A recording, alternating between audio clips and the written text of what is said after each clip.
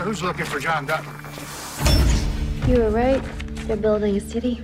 Yellowstone has quickly become one of cable's top dramas in just a matter of few episodes. In February 2020, the Paramount Network renewed the series for a 4th season, and we can understand why. Executive producer and co-creator Taylor Sheridan's tightly written drama plays out beautifully against this backdrop of the American West. And can we talk about the season 3 finale? So many cliffhangers. Our jaws definitely hit the floor in that explosive ending. If you're like us and feeling a little desperate for more of the Duttons, you're in luck. We've rounded up the funniest and most memorable moments so far about the Yellowstone series. But before we get into the video, don't forget to leave a like and subscribe to the channel with notifications on so you don't miss any of the new videos we post. First up, the opening scene in season 1. The first scene of Yellowstone lets the audiences know this will not be an easygoing look at life in rural Montana. A bloody John stands amongst the wreckage of a vehicle collision, with the other driver dead and a horse trapped with a devastating leg injury. John comforts the animal before shooting it in the head to end its misery. Officers soon respond to the scene, and Yellowstone is off to a roaring start. Next up, we are introduced to Beth. While Beth's story has taken many twists and turns in the first batch of episodes, her character opening is a gripping portrait of a ruthless negotiator. She enters a boardroom in Salt Lake City, Utah, and quickly eviscerates a targeted acquisition for her company. She outlines exactly how the opposing owner's life will be ruined by her within days of him rejecting her offer, and she successfully makes him cave. Do you remember the standoff in season 1? Episode 1, entitled Daybreak, ends with a fast and furious shootout between the Duttons' ranch hands and reservation police and citizens. This dispute, which centers around cattle who wander onto the reservation, ends with a surprise death of a Dutton family member, with Casey quickly and viciously killing the assailant. Next, the Stump Explosion. One of the most fun and explosive moments comes as Casey attempts to do some yard work in episode 2, entitled Kill the Messenger. His small tractor rams into a stump, flipping it onto its side. The cowboy is furious. After rigging it with explosive liquid, he fires his handgun, and the stump is effectively destroyed. His son Tate is delighted, but his wife Monica Dutton is taken by surprise, as she was showering at the time. To top that off, the family finds a fossil hidden under the stump's former location, adding another intriguing layer to the Montana setting. We couldn't forget about Beth's Trough bath. Episode 2 also provides a provocative scene centered around Beth. Without warning, Beth marches outside with 2 bottles of champagne, drops her bathrobe, and takes a dip in a water trough directly in front of the family's ranch hands. Rip Wheeler, Cole Hauser, attempts to get her to cover up, but she defiantly marches back indoors completely nude. Next up, the Meth Lab Explosion. Trouble just seems to follow Casey wherever he goes. As he and Monica are driving down a dirt road, they pass a trailer which subsequently explodes. Casey investigates the explosion, which was caused by a meth lab, and finds a man alive with severe burns. The man asks to be killed due to the overwhelming pain. After discovering an ambulance was 45 minutes away, Casey grants the man's wish and shoots him in the head. And how about the notorious fight with Jaime? Episode 4, entitled The Long Black Train, includes some big plot moments, but a smaller violent scene is a standout. Jaime Hertstrom becomes fed up with bullying from a ranch hand and starts to fight him. The ranch hand quickly knocks Jaime, who is a branded member of the ranch hands, to the ground. Jaime repeatedly gets up and gets beaten down again until Rip steps in. John's right-hand man wrestles the bully to the ground, beats him down, and fires him for attacking a member of the branded brotherhood. Next on our list is when Jaime saves the day. Episode 5, entitled Coming Home, sees Casey in custody due to his connection to the murder of 2 men. Casey was identified by the gun barrel he swapped with policeman Ben Waters during the previously mentioned meth lab scene. However, Jaime swoops in to the rescue and absolutely destroys the reservation police's case against Casey after hearing about the barrel swap. Quote, "Is that true, Ben? Did you trade the barrel of your government-issued service pistol to a private citizen?" Jaime asks, "Is there any record of this trade? Are there any witnesses to the shooting in question? Is there any forensic evidence that ties my brother to the scene other than a ballistics match to your weapon?" The reservation officials have no choice but to give in to the legal pressures. We could never forget when Jaime learned he is adopted. The moment that there was a mention of Jaime needing his birth certificate, we guessed what would happen next on Yellowstone. Jaime learned that he was adopted. It's an all-elusive piece in the familial puzzle that configures his identity. At first, a shocked Jaime denied it before the evidence became too overwhelming not to accept. Towards Towards the end of the episode, Jaime confronted John about it, and his father revealed everything. Jaime's biological father beat Jaime's biological mother to death when Jaime was 3 months old. His biological father went to prison for second-degree murder, and the Duttons adopted Jaime. John insisted he loves Jaime, yet offered little in way of compassion for his son. Jaime was left to stew on the personal revelations by himself, while John lamented being too tired to want to continue living. If John thought he made huge strides forward as a father since Yellowstone began, he took many steps backwards in his treatment of Jaime. In our opinion, we know he's still upset about what Jaime did to Beth. However, we think that had little to do with his response. Despite what he said, John has never really loved Jaime. It's a fact that Beth confronted him about last season. Much to our initial confusion, she said that John would never love Jaime as he does her and Casey, and now we know why. In John's heart, he doesn't love Jaime because he is not his blood. Next up, when Beth and Rip got engaged. It finally happened. Beth got her father's approval to marry Rip and took it upon herself to propose to him. This comes not too long after she pulled away from the notion of a marriage to Rip in a recent Yellowstone episode. We suppose her father learning the truth about what Jaime did led to her being able to take this step, even though Rip is still in the dark about it. Heading into a marriage, it's a pretty big thing to leave out. Rip told Beth that he could not go down to the courthouse because every record of his existence has been destroyed. Beth did not get deterred though, sharing that an emotional commitment in front of her family was all she needed. Monica for matron of honor! As thrilled as we are that Beth and Rip are getting married, we have two serious concerns. The first is that Beth keeping the truth about Jaime and why she cannot have kids from Rip could lead to him breaking up with her. Remember, Rip is entirely unaware of the situation. Beth got emotional during that memorable breakfast for a reason. We think she may be scared to tell Rip everything and risk losing him. In related news, our second concern is about Rip, period. When Beth essentially said that Rip needed to outlive her so she would never know life without him, we got a sinking feeling. What if it's not Jaime that Yellowstone fans need to be worried about dying? What if it's Rip? Next, Casey's bloody confrontation. It wouldn't be an episode of Yellowstone unless Casey was getting forced into yet another corner. Casey's investigation into the theft of cattle from the Dutton Ranch led to a bloody confrontation with the cow thieves. Casey's heart got ripped out, figuratively speaking, when he saw the possible daughter of one of the men he killed crying over his body. Casey looked devastated, and despite the circumstances, will probably blame himself. It's the second time Casey has seen a kid saddened by the crossfire of their father's choices in season 3. On that note, we wonder what this will mean for him going forward on Yellowstone. Casey is a trained soldier who knows all about combat. He probably never expected to return home and confront it on such a frequent basis. In the first season, situation like tonight's had taken a toll on Casey's marriage to Monica. Hopefully that's behind them, and Monica supports him in knowing he did what he had to do. She has done so in the past on Yellowstone. And finally on our list, when John hinted at an ominous theft. John's children were not the only thing he had to deal with. He went to a nearby restaurant for some sustenance and was soon greeted by Wade. Fisticuffs erupted and John quickly putting down Wade's son, and threats followed. It turns out Wade is the one who stole what no cowboy should. Yellowstone finally shed a bit of historical light on the feud between John and season 3 newbie Wade. Back in the day, John gave Wade a job, and betrayal followed by way of a mysterious theft. John vowed that he was going to get back what belongs to him. And that wraps up the video. Thanks for watching.